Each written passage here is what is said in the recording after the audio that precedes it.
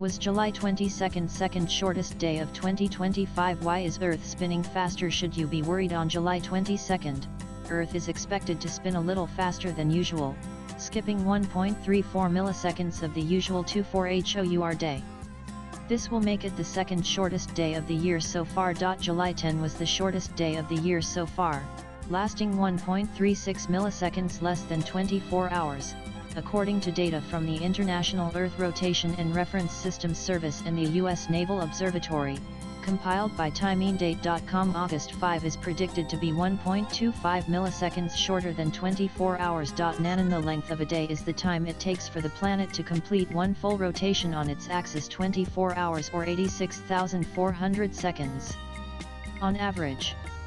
But in reality, each rotation is slightly irregular due to a variety of factors, such as the gravitational pull of the Moon, seasonal changes in the atmosphere and the influence of Earth's liquid core.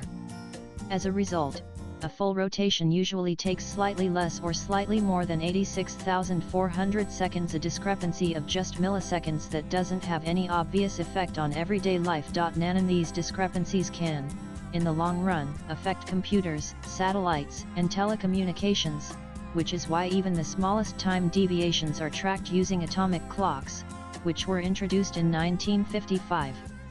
CNN, in its report, highlighted how experts believe this could lead to a scenario similar to the Y2K problem, which threatened to bring modern civilization to a halt. Atomic clocks count the oscillations of atoms held in a vacuum chamber within the clock itself to calculate 24 hours to the utmost degree of precision. We call the resulting time UTC, or Coordinated Universal Time, which is based on around 450 atomic clocks and is the global standard for timekeeping, as well as the time to which all our phones and computers are set. Astronomers also keep track of Earth's rotation using satellites that check the position of the planet relative to fixed stars, for example, and can detect minute differences between the atomic clock's time and the amount of time it actually takes Earth to complete a full rotation. Nanan, last year, on July 5, 2024, Earth experienced the shortest day ever recorded since the advent of the atomic clock 65 years ago, at 1.66 milliseconds less than 24 hours. We've been on a trend toward slightly faster days since 1972, Duncan Agnew, a professor emeritus of geophysics at the Scripps Institution of Oceanography and a research geophysicist at the University of California, San Diego, told CNN. But there are fluctuations. It's like watching the stock market, really.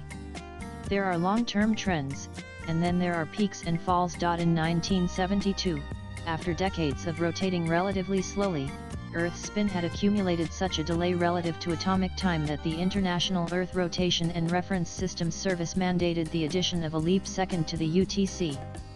This is similar to the leap year, which adds an extra day to February every 4 years to account for the discrepancy between the Gregorian calendar and the time it takes Earth to complete one orbit around the Sun. Since 1972, a total of 27 leap seconds have been added to the UTC, but the rate of addition has increasingly slowed, due to Earth speeding up. 9 leap seconds were added throughout the 1970s, while no new leap seconds have been added since 2016. In 2022, the General Conference on Weights and Measures (CGPM) voted to retire the leap second by 2035, meaning we may never see another one added to the clocks.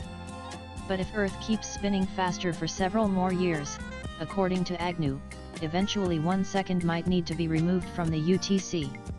There's never been a negative leap second, he said, but the probability of having one between now and 2035 is about 40. Nanan, the shortest term changes in Earth's rotation, Agnew said, come from the Moon and the tides, which make it spin slower when the satellite is over the equator and faster when it's at higher or lower altitudes. This effect compounds with the fact that during the summer Earth naturally spins faster, the result of the atmosphere itself slowing down due to seasonal changes, such as the jet stream moving north or south. The laws of physics dictate that the overall angular momentum of Earth and its atmosphere must remain constant, so the rotation speed lost by the atmosphere is picked up by the planet itself. Similarly, for the past 50 years Earth's liquid core has also been slowing down, with the solid Earth around it speeding up. Nanan, climate change is also a contributing factor to the issue of the leap second, but in a surprising way.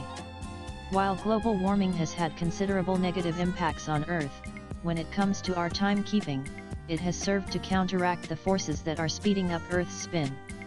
A study published last year by Agnew in the journal Nature details how ice melting in Antarctica and Greenland is spreading over the oceans, slowing down Earth's rotation much like a skater spinning with their arms over their head, but spinning slower if the arms are tucked along the body. Swipe left for next video. If that ice had not melted, if we had not had global warming, then we would already be having a negative leap second, or we would be very close to having it, Agnew said. Meltwater from Greenland and Antarctica ice sheets is responsible for a third of the global sea level rise since 1993, according to NASA. With CNN Input's latest blogs.